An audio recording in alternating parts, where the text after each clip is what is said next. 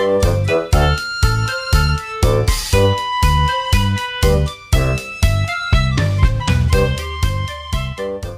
everyone, and welcome back to Math and Wizard. Today we're going to be talking about regressions and algebra. To start off, let's talk about different function families. So here we have 4 different functions, right, that are represented in their graph forms. So if we look at each one, we're going to identify which family they belong to. So here, our first one, we're going to have a cubic function. The reason being, or it's part of the cubic family, the reason being is because if you remember from, I guess, earlier videos or earlier lessons, a cubic function typically has its ends opposing different directions. So one end is going to go to positive infinity and the other one's going to go to negative infinity. So that's just a representation of a cubic function. Now, another way that you can figure this out is if you graph it in your calculator, if you graph a cubic function. Now, for the second one, here, if we also remember, let's look where it starts, right? So the graph starts right here at the origin, or another word, our midline. And if you remember, we know that sine starts at the midline, and sine is a type of trigonometric function. So it's part of the trigonometric family. So that's going to be a trig. I'm not going to write the whole thing, because also this is sine, right?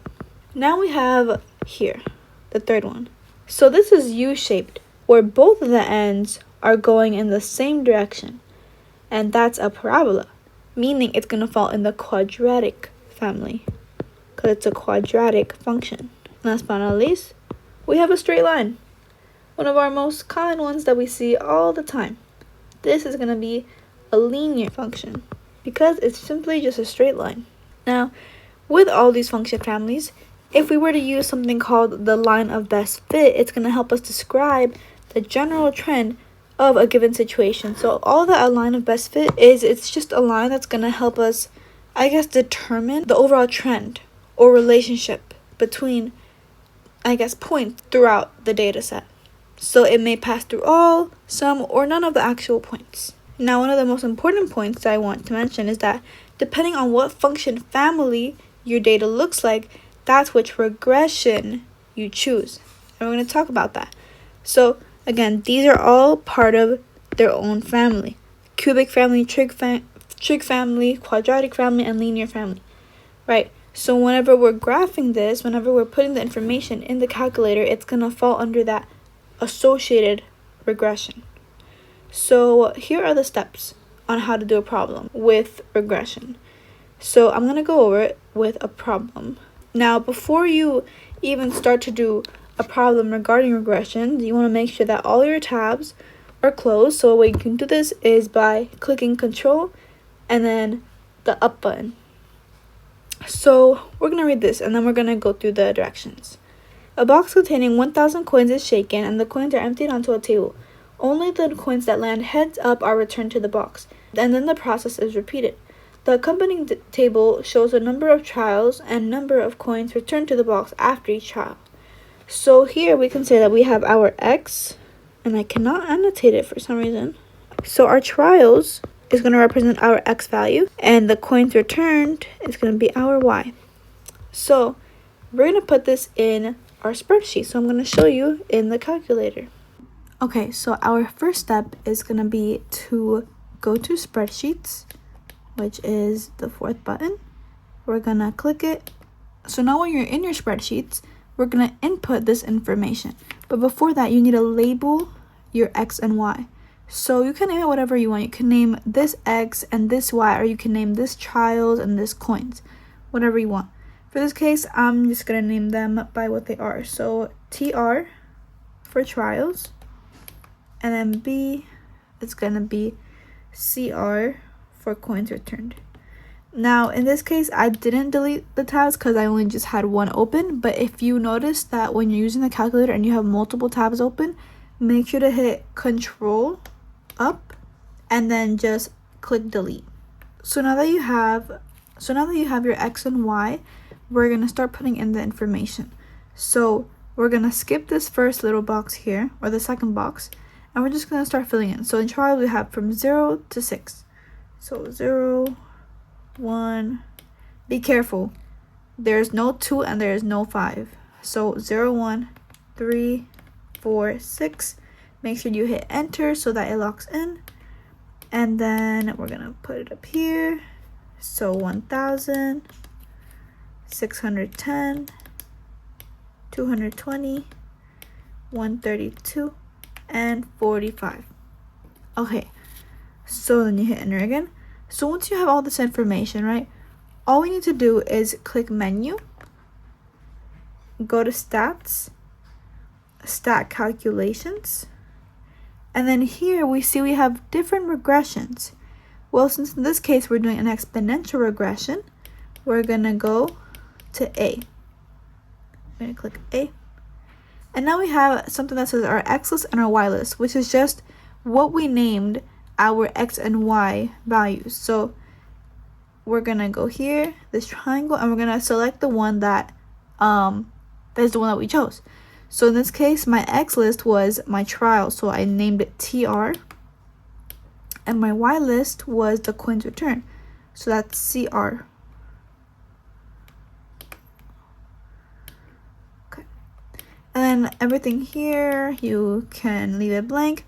This just shows you which column the results are gonna come from, and then you hit OK. And now you have this information here. Now, this exponential regression formula is what you need to write. That's what it's asking us to write. So it's saying A times B to the power of X. So in this case, they give us the value of A, they give us the value of B.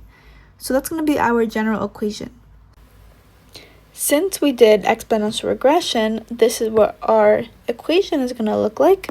And in the calculator, they already gave us the A and the B terms. So A rounded to the nearest 10,000, meaning tens, hundreds, thousands, 10,000, 4 decimal places, it's going to be 1018.283 and 9. And then our B value is going to be 0.5969, rounded to the nearest 10,000. Okay, so now we're going to put this together to make our actual equation, our exponential regression equation. So 1, 0, 8. So we're literally just rewriting this with the values inputted.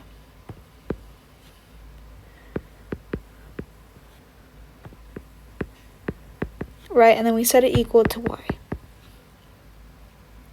And that's literally our exponential regression equation. But now, for the second part, it's asking, use the equation to predict how many coins would be returned to the box after the 8th trial. So if we look back here, right, we labeled our trials as X. So it's telling us how many trials?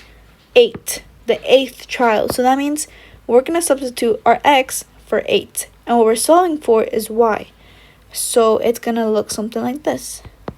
It's really just rewriting what we wrote for our equation, except this time we're solving for the Y value, the coins.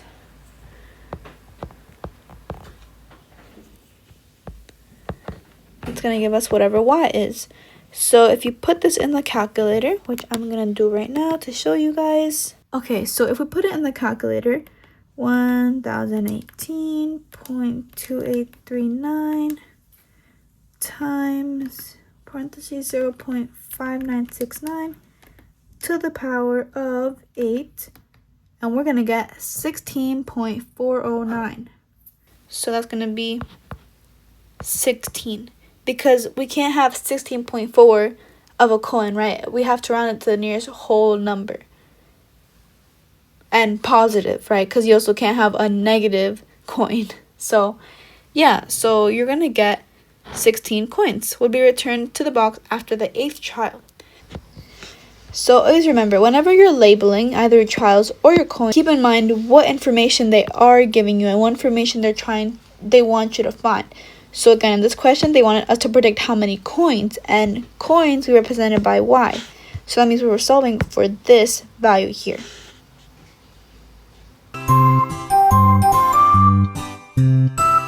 bye.